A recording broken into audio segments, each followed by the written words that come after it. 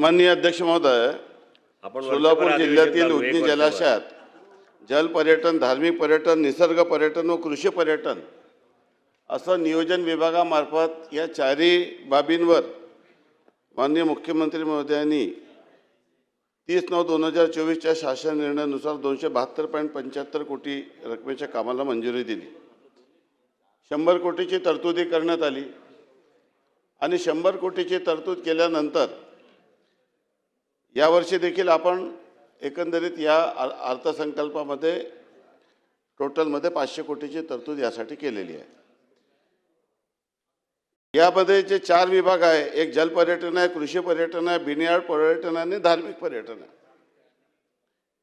या जे काही या संदर्भामध्ये कृषी पर्यटन, बिनयार्ड पर्यटन आणि धार्मिक पर्यटनाच्या संदर्भामध्ये कुठली अडचण नाही, परंतु जलसंपदा विभागाने त्यांनी स्वतःचा एक स्वतंत्र धोरण केलं आहे 2019ला, 17 जून 2019ला, आणि ते स्वतः देखील त्यांच्या प्रायव्हेट पब्लिक पार्टनरशिपने किंवा ते स्वतः एक्सप्रेशन ऑफ इंटरेस्ट म्हणून काही प्रस्ताव महाराष्ट्राच्या जलपर्यटनाचे त्यांचं स्वतंत्र धोरण या संदर्भात झालं आहे।